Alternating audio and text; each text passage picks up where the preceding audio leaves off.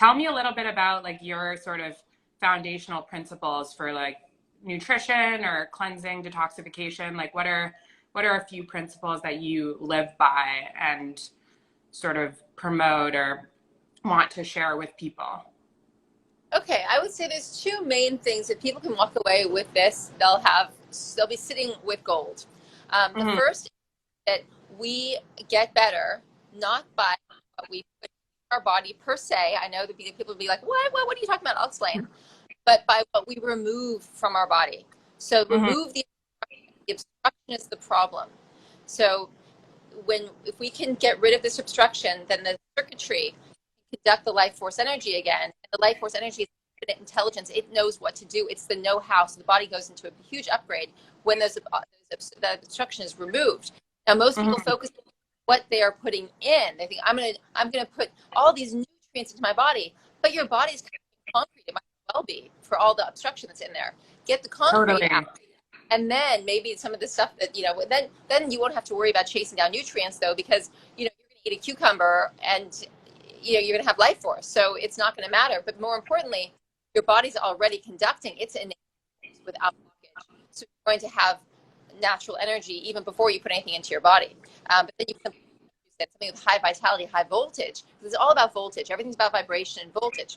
So when the body's open and clear, it will conduct that voltage you put in. So for example, if somebody who's clean celled, who's been doing this for a while, goes and gets a green juice versus someone who's going to get a green juice who has tons of obstruction, they're both going to have completely different experiences with that green juice. The one whose cells are clean, who's free of obstruction, that green juice is going to go in like, like you're charging up your electric vehicle or something, or you're putting your fuel in the car, and like it's going to immediately feel that vibrational uplift.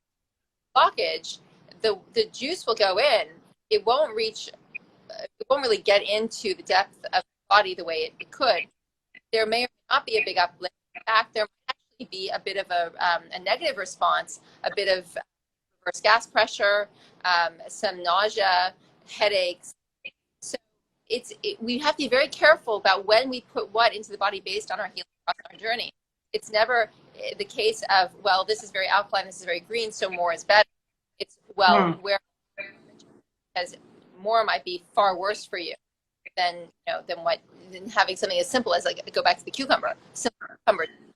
I prefer the cucumber juice to the celery juice. That's not another day, but yeah, that's. Oh, so that was one thing. So taking anything out rather than putting what you put in. Of course, don't put clean foods in your body. Eat your water, drink your food. That means that your food should be high water content.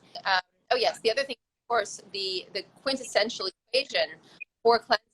Nobody should ever get into cleansing without comprehending it is the essential thing. Wait for it. It is awaken, release. We don't release anything if we don't awaken first, and we don't ever want to awaken that which.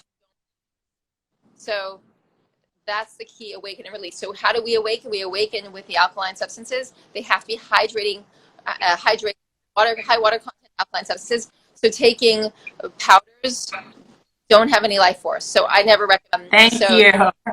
Any of my followers listening know that I despise powder, so I'm very happy that you're saying this.